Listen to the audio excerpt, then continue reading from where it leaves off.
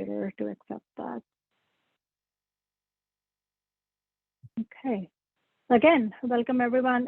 Let me start by introducing the city team and the consultant team to you. I'll start with Alessandra Lundin. She's an associate with Raymond Associates, and she has been integral to the preparation of this code update. And Megan Taggart, who's the planning manager at the city of Palmdale.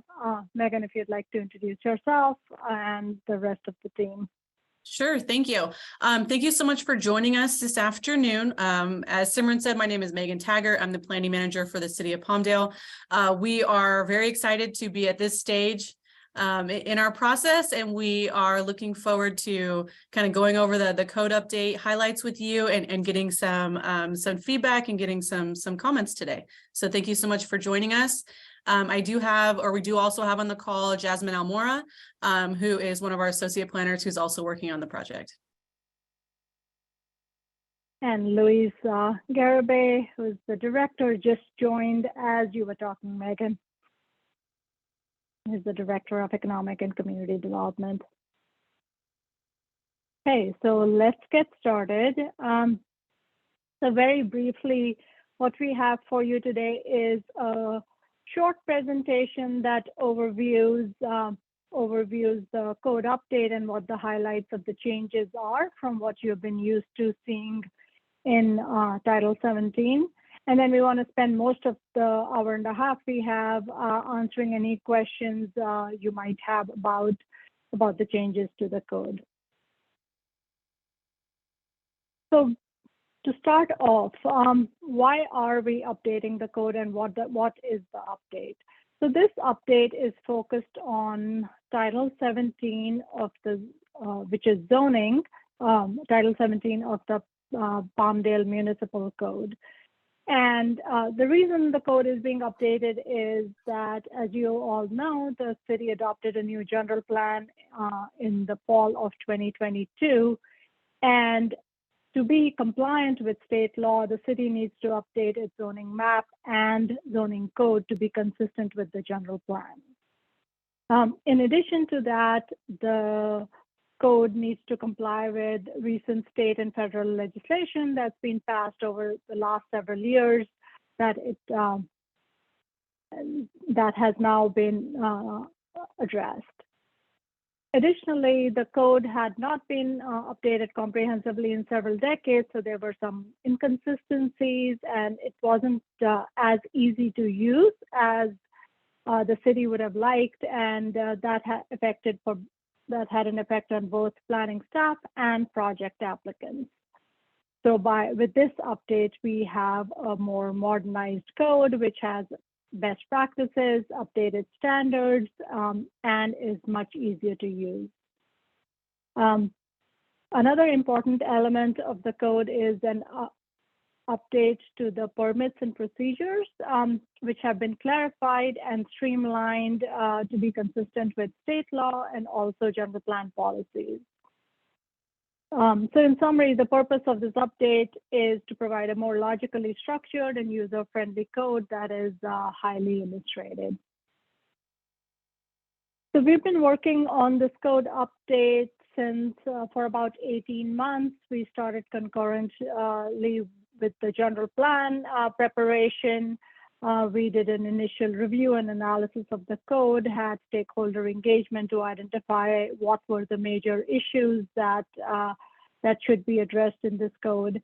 And then since then, we've been working on the map update, the recommendations, and gone through several rounds of draft reviews with city staff. And now we have the public review draft of the code and map available for review. It was released about 3 weeks ago. Following this review, we will be going to Planning Commission for their review and recommendation to the City Council for adoption over the next couple of months. So as I noted, the primary purpose of the code update was to ensure that the zoning map and code is consistent with the general plan. So this map that you see on the screen, and obviously it's too small a size to actually get it into it at the parcel level, but on the project website, we have a larger PDF that you can download and look at more closely, implements the general plan map. For the most part, there's a one-to-one correlation between the general plan land use designations and the new zoning districts. There's a couple of areas where general plan designation has two implementing zones, and we'll talk about that as we go through this presentation. With that, I will turn it over to Alessandra to walk us through how the new code is organized. Alessandra. Good afternoon, everyone. I think I might be having a technical difficulty because I can't see your screen, Simran. I might be the only one. Am I the only one? I just want to make sure. We can see it. Okay, so I'm just the only one. That's okay. Oh, wait, sorry. Simran, you're on mute. I said I'd reshare it, see if that made a difference for you. It did not, so I'm not sure what's going on, but that's okay. I have my other slide, so you can just tell me which one we're on. Okay. We're on the table of contents. Yes, okay. So the Title 17 zoning is broken into 10 divisions, and I'm going to go through each of these on the coming slides. Next slide. Division 1. So Division 1 provides the introductory provisions for the code, including the purpose and authority, interpretations, designation of zones, and the official zoning map, as well as a lengthy list of definitions for the code. Next slide. Division 2 contains administration and review procedures related to land use and development. At the beginning of the division is a table summarizing the review authorities for various types of decisions and appeals, which you can see on this slide. There's a screenshot. This division covers common procedures such as application forms and fees, pre-application review, public noticing, and appeals, among others. And it also includes all of the permits and approvals for the city, such as zoning clearance and site plan review, use permits, such as conditional use permits, temporary use permits, and variances, just to name a few. This division also includes procedures for general plan and zoning amendments and other types of plans, such as specific plans and development agreements. And lastly, this article provides provisions for non-conforming uses and structures. Next slide. Division 3 contains all of the land use regulations and development standards for all of the residential zones in the city. So it includes a description of each zone, a table of the permitted, conditionally permitted, and prohibited uses by zone, the development standards, and then supplemental standards for both single family and multifamily development. Lastly, it also includes standards for 2-unit developments and urban lot splits per new state law, SB 9. Next slide. Oh, sorry, go ahead. I'll just add here, the design standards for multifamily are regulated by a separate document that was adopted by a city council last year. It's the city's multifamily and mixed use design standards document. Yes. Next slide. Go ahead, Alessandra. So the table that you see on this slide provides an overview of all of the residential zones, their densities, and the corresponding general plan designations. So as you can see, there is a one-to-one correlation between each zone and each general plan designation, with the exception of the mobile home zone, which can be found within both the RN1 and RN2 general plan designations. Next slide. Here you can see a screenshot of one of the use tables, or the use table for the residential zones. So it shows each of the detailed land use categories on the far left. And then for each zone, it tells you whether it is a permitted use, conditionally permitted, or prohibited use in the zone. And then it also has references to more specific use regulations in Division 9, which I will cover in a few more slides. Next slide. So as we mentioned previously, development standards are included in this division and are organized into tables for each grouping of zones, making it really easy to see all the standards in one location and compare them side by side for similar zones. The table covers lot and density standards, such as minimum and maximum density, minimum lot size, width and depth, lot coverage, height limits, minimum and maximum setbacks, and usable open space. And then supplemental standards in Division 3 include site planning and building design standards for detached single-family zones and site planning and neighborhood transition standards for multifamily residential development. And again, as Simran noted, most of the design standards, including building design standards for multifamily development, are regulated separately in the city's multifamily and mixed-use design standards document. Next slide. Division 4 regulates all of the commercial and office zones in the city, including neighborhood commercial, regional commercial, visitor commercial, medical flex, educational flex, and office flex zones. Again, it is organized in the same manner as Division 3 with a description of each zone, land use regulations table, and development standards. It also contains supplemental design standards for commercial and office developments, such as standards for building modulation and articulation, entries, and ground floor retail, as well as materials and colors for commercial and office buildings. Next slide. The following table provides an overview of all of the commercial office zones, their intensities, and the corresponding general plan designations.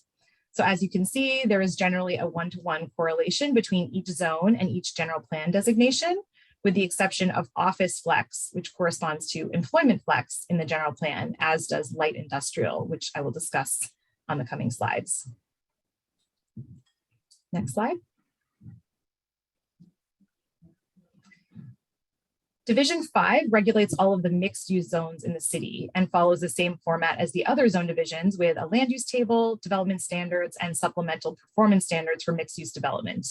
And again, as noted previously, the design standards, including building design standards for mixed-use development, are regulated outside of the code in the city's multifamily and mixed-use design standards document. Next slide. And once again, here is a table of the mixed-use zones and their corresponding general plan designations, which are a one-to-one match for each other. Next slide. Division 6 contains land use regulations, development standards, and supplemental design standards, again, but this time for all the industrial zones in the city. Next slide, Simran. And this next slide provides an overview of the industrial zones, their intensity, and corresponding general plan designation. Both the light industrial and the heavy industrial zones fall within the industrial general plan designation. Next slide. Division 7 covers all of the special purpose zones in the city, including public facility zones for public buildings, schools, and the like. Open space, the open space zone, utilities and right-of-way, and areas governed by specific plans. And again, following the format of the other divisions, it's organized in the same way, with a land use table, development standards, and supplemental standards. Next slide. Division 8 contains all of the general development standards that apply citywide or to multiple zones in the city. It includes regulations for parcels, setbacks, accessory structures, transitions between uses and zones, performance standards, utilities and services, so such as location and design for trash enclosures, landscaping, lighting, fence and wall standards, off-street parking and loading, sign standards, and finally animal keeping standards. This division was reorganized and revised to reflect best practices through this code update. So for instance, we reduced parking ratios for certain uses. We provided incentives for car share, transit access, and other transportation demand management measures. And we added design standards for both parking lots and structures. Next slide. And finally, Division 9 provides site planning, development, and operating standards for specific uses or activities in the city that require special standards to ensure compatibility with neighboring uses and or for health and safety, and is organized by general use category. So some examples of the types of uses regulated in this division include accessory dwelling units, cottage food operations, mobile homes, residential care facilities, under commercial, adult-oriented businesses, alcoholic beverage establishments, drive-through uses, outdoor dining, and the like. And then within industrial, there are standards for mini storage, warehousing, salvage yards, and such, just to name a few. And with that, I think that concludes kind of our overview of the code and its organization, and I will turn it back over to Simran. Thank you, Alessandra. I think I'll stop sharing my screen now so we can see each other more easily, and open it up for any questions folks might have about what we just presented, anything about the organization of the code or its contents. I don't know how many of you have had time to actually wade through the 400-page document, but happy to answer any questions you have. And I'll also, I added it into the chat. The document and the map are available for download on the project website, and I had included a link there. Okay, I'm seeing some hands raised. Let's start with Carlos. You're muted. Carlos, you're still muted.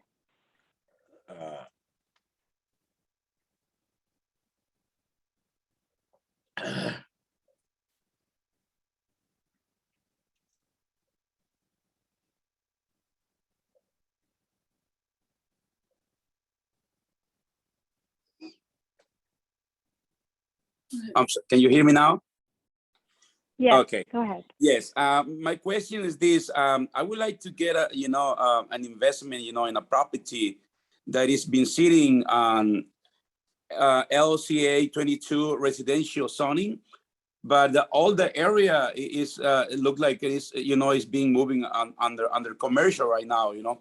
When I see in the map, look like commercial area, but the house still sitting, on LCA 22 residential zoning.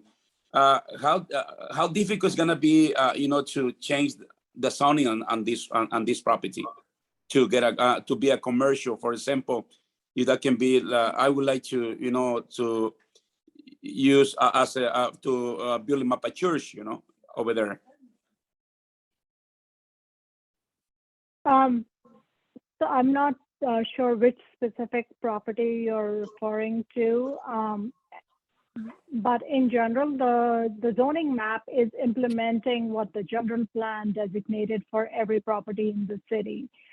So if a property owner wants to request a different general plan designation and zoning for their parcel, then they need to go through a process for general plan amendment and zoning code amendment. That process is outlined in the document. Oh, okay. So yeah, so I have to get the whole information for the property and take it to the city of Palmdale, just to to see what can we do, right? If that can be changed to commercial. Right, and if I can chime into the zone that you're referring to is county zoning, it's not city zoning. So if you wanted to send us an email or give me a call after this, you can let me know exactly where your parcel is, and I'll let you know if it's within our city jurisdiction. I will. Thank you so much. Appreciate it. Okay, Mark. Hi, it's interesting that you should mention LA County. I'm Mark Harwick. I'm with the LA County Department of Regional Planning, Senior Supervising Planner. I had a few questions. Again, thank you very much for the presentation. It's very useful and informative. I noticed in your zoning map, you have sphere of influence. And one of the communities that we deal with frequently is Sun Village. I see that on the zoning map, you've done some pre-zoning in what we refer to as a Sun Village community. That's on the eastern part of the city of Palmdale. So I'm curious why, I mean, I don't think you have to, but I know that you can. You've included the sphere of influence, and what kind of outreach have you had with the unincorporated communities in this process that are located within the sphere of influence? Thank you, Mark. The city has, including in the past, had pre-zoning for the sphere. We clearly understand that as of now, the county, since it's not within city limits, the county zoning applies. If any of those properties choose to be annexed into the city, then the general plan would apply, and the pre-zoning is essentially setting up what the zoning for those new properties would be to be consistent with the general plan. Right, I understand that, but is there some intent or intention of the city of Palmdale, and maybe not now, but obviously I think that the city of Palmdale would be considering annexation. I don't know that little unincorporated pieces would be arguing or advocating to the city. Maybe they are, I don't know. That may be a larger policy question to be discussed elsewhere, but I was interested in that. Yeah. And since I'm here, if folks have questions about properties in unincorporated areas, they can certainly reach out to me at another time. Not a problem. Thank you, Mark. Megan or Louise might have some thoughts on this, but I don't believe that the city has any immediate plans for annexations within their sphere. The city is plenty large. We do not have over 100 square miles. Yeah, no, we do not have any plans right now to do any annexations. And typically in the past, we've done annexations on a project by project basis. So usually it's proposed by the project developer. Okay, thank you very much. And Mark, if you'd like to drop your email address within the chat, I'll do for that, those yes. who have interest for the for properties within the sphere of influence under county jurisdiction, that would be great. I'll do that. Thank you. Before I go to Laura, I'd like to answer a question from the chat. Shana Winkelstein, you have a question about why have some of the designations changed on the zoning map since the last public meeting, such as employment flex to office flex. So the employment flex is a general plan designation, and one of the implementing zones for it is office flex. It's either office flex or light industrial. And in the code in division 4, I believe, you can see what the uses are permitted under office flex to confirm what your parcel, if the uses you have there are consistent with the new zoning. So the general plan designation of employment flex hasn't changed. Office flex is the implementing zone. Let's see, Laura Drennan. Hi, I'm here with my husband. We were looking at the general plan and the new zoning map. We actually live on tea and pear blossom in single family residences that now look like they're going to be turned to commercial. So we're curious what the plan is for our area. Do they have a development that wants to come in and try and buy our properties? Are they planning to do eminent domain, or what exactly is happening to our little area there? So you're at T and... Yeah, T and Pear Blossom, 47th East.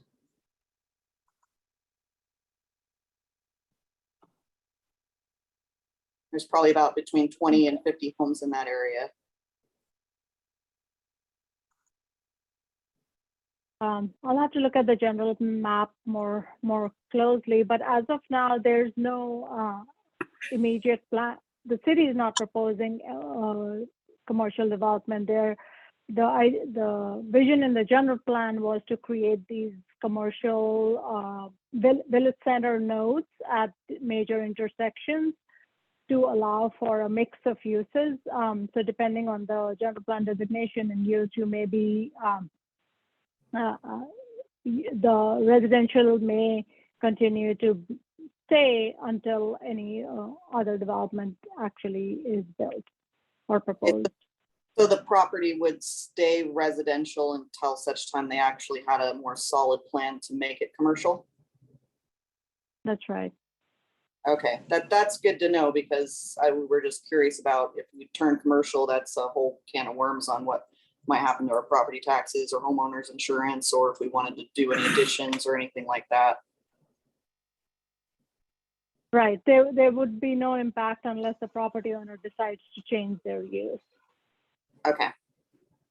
Thank you. Mm-hmm. Jason.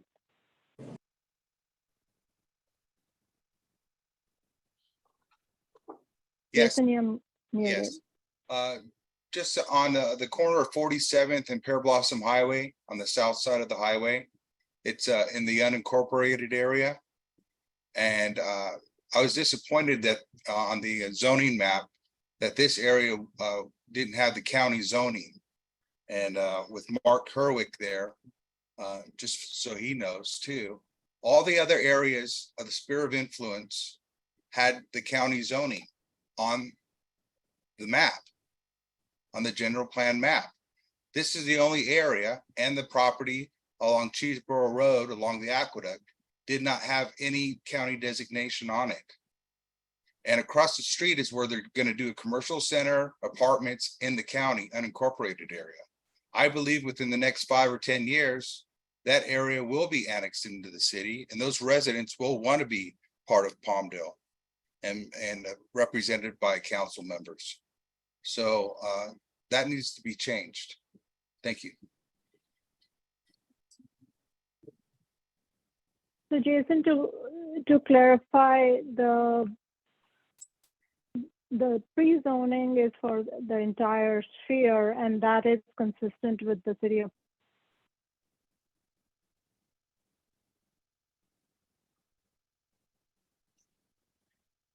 Simran, your audio went out. Oh, weird.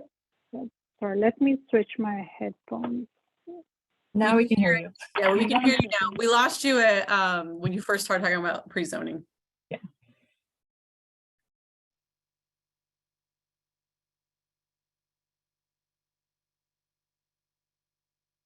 Go ahead, Megan. I'm sorry, I missed if you. We lost you when you first started talking about pre-zoning. Oh, okay. Apologies. So Jason, the general plan, the zoning map shows pre-zoning for the city's entire sphere, consistent with what the general plan designation is. So I'm not totally sure what your comment is referring to about just this one area where it is not consistent with county zoning. Can you elaborate on that a little bit? Yeah, sure. If you look at the general plan map, the adopted general plan zoning map, it doesn't show the designation that LA County has on those properties in the unincorporated area. But on all the other unincorporated areas on the map, it shows the zoning designation that the county has. It does not show it. Sorry about that. It does not show it in this area.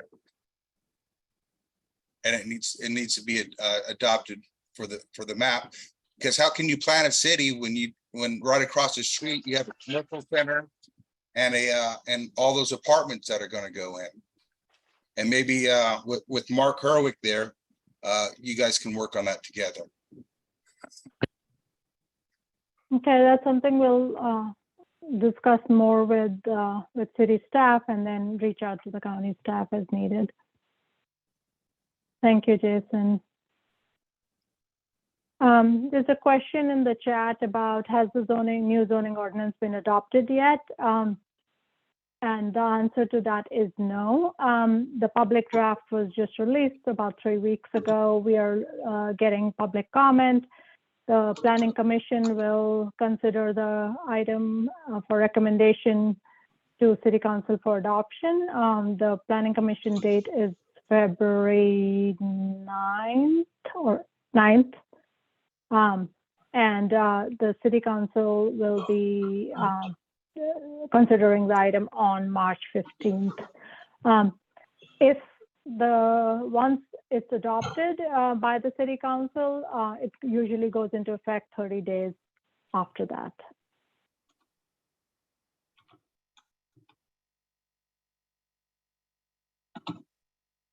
Let's see. Chris, did you want to ask your question so everyone can? Yeah, it's about the zoning, the code versus the planning. So obviously we're in this period where we're waiting on the codes to change to match the master plan. So is it preferred to wait, or could a person be allowed to start an entitlement process now, knowing what the code will potentially be, what the master plan is already superseding the code? Is it preferable to wait, or what do we do in this time period right now?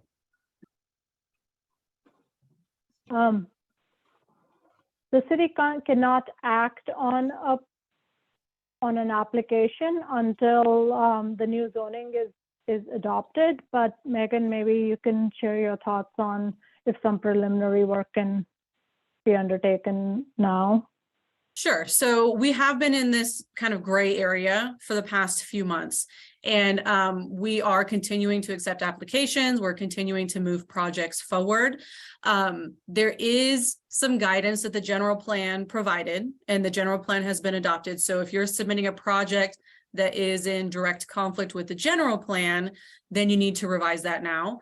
But if you're submitting a project that complies with our newly adopted general plan, and complies with our current zoning designations, because we're doing we're sort of using the zoning designations that we currently have in place that most apply to our new general plan designations as our development standards. So if you comply with our current zoning standards and you comply with the newly adopted general plan, then we're continuing to move you forward through the process. If you're submitting applications under that process, you need to make sure that you're submitting them and getting them complete prior to the new zoning code becoming effective. Because once the new zoning code is effective, then your applications will need to adhere to the new zoning guidelines and the newly adopted general plan. So I would suggest, if you're planning to do development in the city and you have not yet submitted an application, I would highly suggest submitting what we call a pre-application, which is sort of a quick and cost-effective way to kind of get some comprehensive comments and to get a more cohesive path forward on how to get your development moving. Got it. That's more of a design review process, if I remember correctly. We're looking at development standards. We're looking, we would provide you information about what entitlement is appropriate and just kind of set the expectations for the project as a whole. Okay. Thank you so much, Megan. You're welcome. Hey, there's a question in the chat about what will be the best method to provide comments or submit questions ahead of the proposed adoption dates. If you have any questions, we have today's session. We also have another session scheduled for next Wednesday evening. You're welcome to send an email or ask your questions of the zoning code team at that point. If you would like to submit formal comments to the Planning Commission or City Council, you would send them to the city clerk in time before those items are agendized, which is February 9th for the Planning Commission and March 16th or 15th for the City Council. Well, and just to clarify, the Planning Commission is handled by the Planning Division. So there's any comments prior to Planning Commission, you can just forward them to my attention, to Jasmine's attention, and we'll take a look at the comments that you have.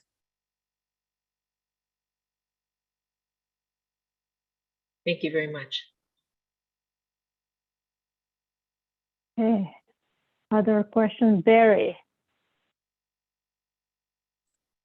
Yeah, thank you. I haven't had a chance to go through the 498 pages that of the document, but I have been taking a closer look at some of the commercial standards, and particularly some of the special commercial groups. And I have some questions. I'll start off with the drive-throughs. The drive-through, the drive-through lane has gotten 1 foot larger. I don't know what necessitated that. It seems like, I mean, I've got a pickup that's as big as anybody can get, and I get through the drive-through lanes the way they are. So I'm not sure why we're making the drive-through lanes larger. We have now, there is a requirement for a bypass lane on all the drive-throughs, which takes up some additional space. And I'll be honest that there's some drive-through tenants that have a need for bypass lanes, but not all drive-throughs require bypass lanes. So I'm not quite sure why that would apply to everybody. Another question on the drive-throughs is that if there's an existing drive-through, no new drive-through within 500 feet, that seems to be kind of taking the zoning away, in a matter of speaking. If it's zoned for drive-through as a permissible use, how do you take that away? I mean, alcohol sale is one thing, drive-through would be another. I don't understand taking the right of developing a drive-through within 500 feet of another one, how that really fits.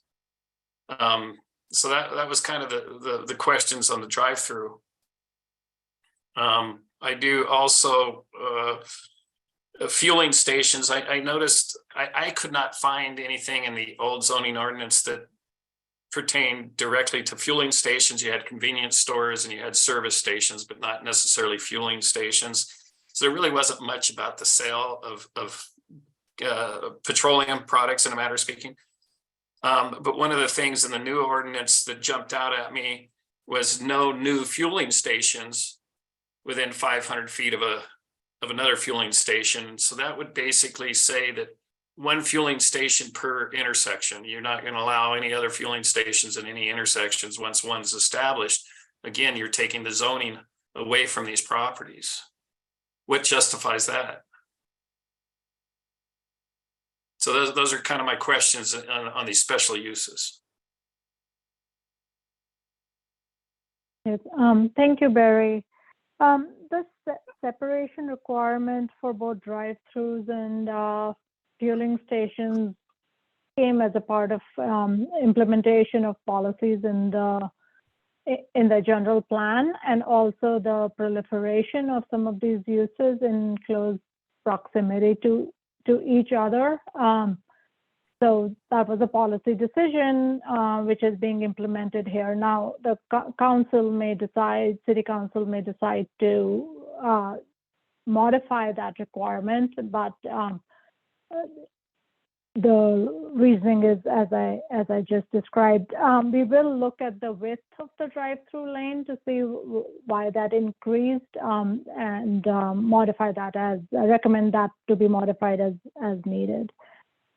And similarly for the bypass lane, because there's certainly quite a few, especially, like a Chick-fil-A, or, not having a bypass lane, or In-N-Out for that matter, it becomes a huge traffic operational issue to not have that bypass lane.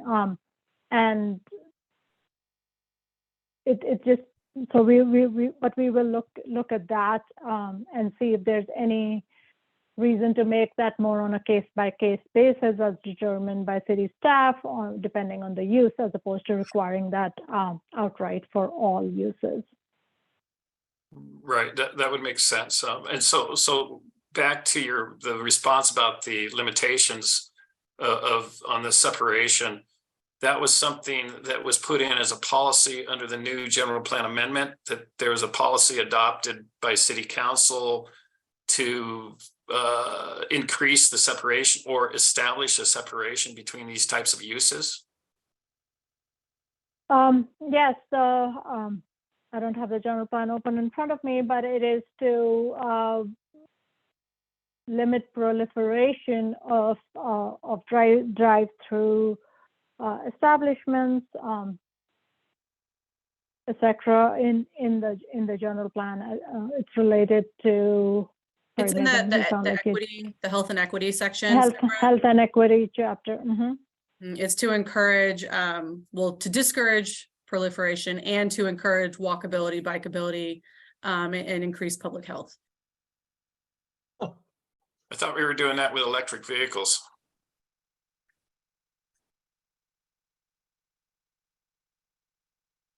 Well, walkability. Yeah, okay. And bikeable.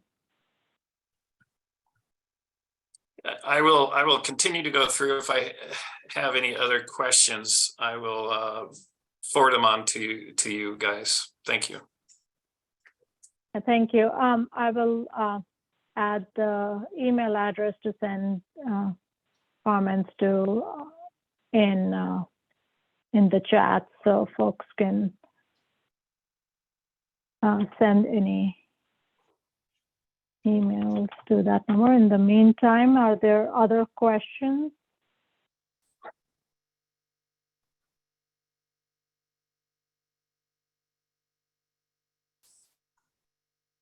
There are some questions in the chat, Simran.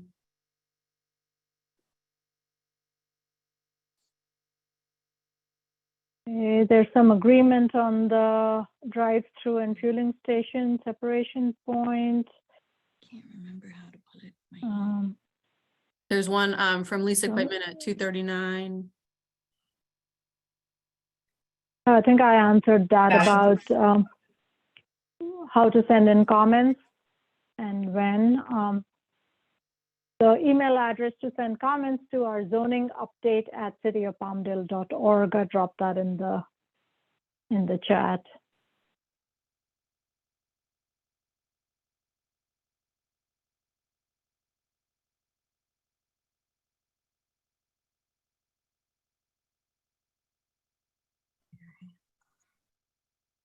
Other questions, comments? Shayna, you're waving. Do you have a question? Hello, Glenn Winkelstein here. Follow up on Barry. Can you hear me? Yes. Okay. Follow up on Barry's question.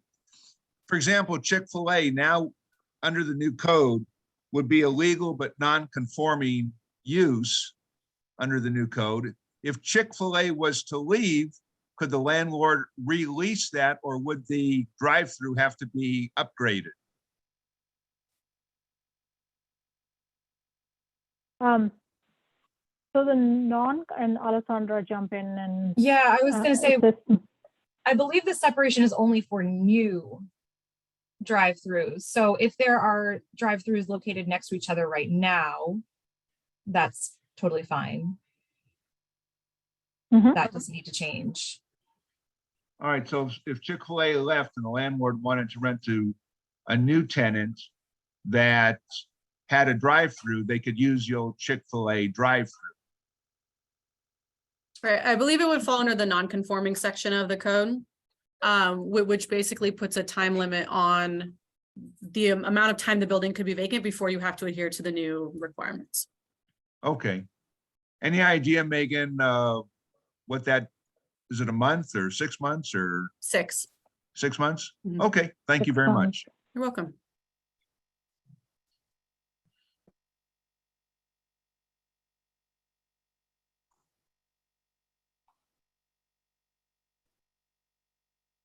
Other questions?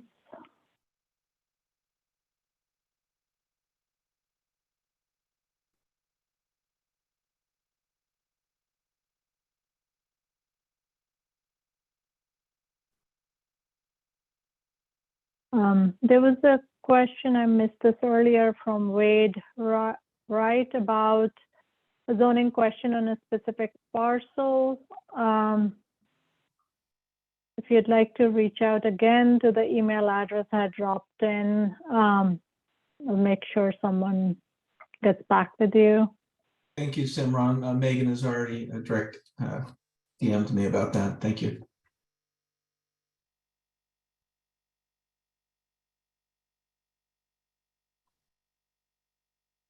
Okay.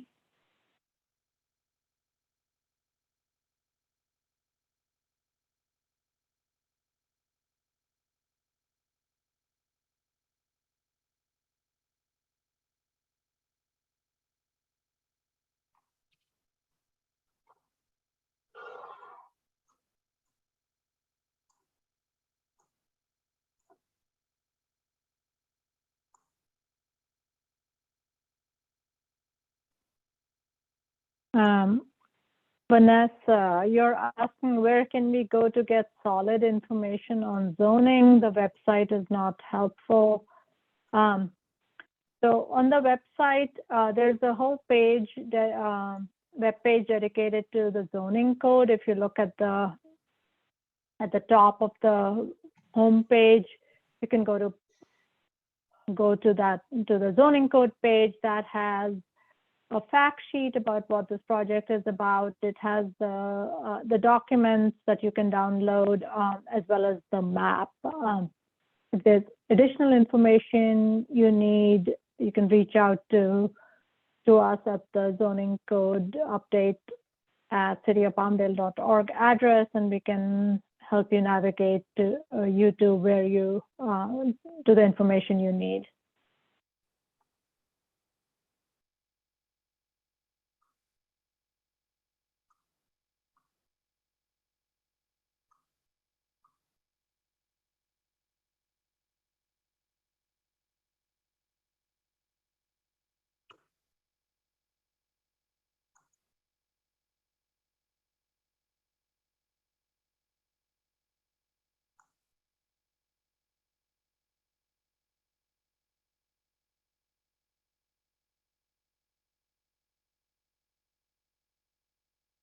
So I do want to respond to Jason's comment about flexibility.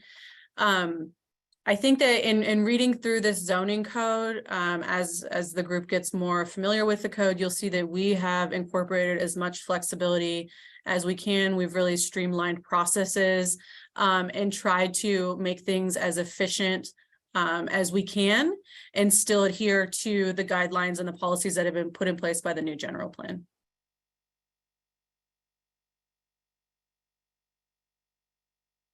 Thank you, Megan. So we'll be here till 3:30. So if anyone has any questions, feel free to ask them. If you need to, we are here for that purpose. If you don't have any more questions or want to come back on next Wednesday evening with your questions, you're welcome to do that. The registration link for that is on the project website as well. Go ahead, Glenn. Question. Are we planning to have, we're having this virtual meeting. Are we planning to have any in-person meetings before the vote by the Planning Commission? No, right now we are only planning these virtual meetings. Okay.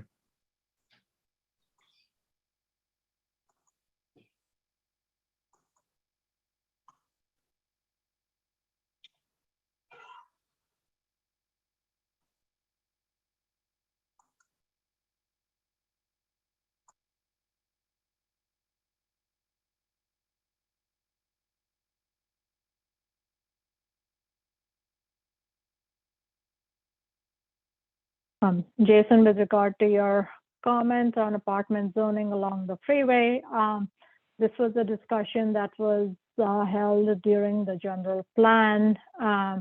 Residential uses along high traffic corridors is not advisable for a variety of reasons, so that has been limited. Flexibility, in our mind means not just allowing every use everywhere, but to allow those in as consistent with the overall vision that's been established. There's a lot of area in the city where multifamily residential is allowed at a whole range of different densities. That gives a lot of flexibility for what can actually get built there.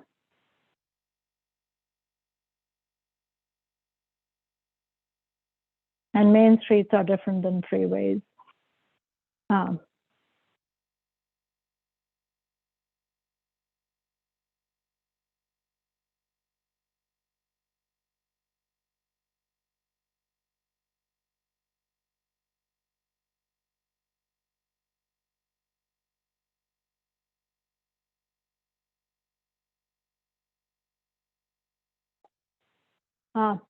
We will post a recording on the project website. It takes a day or so for it to get processed, but we'll have this available for review. It'll be on the project website.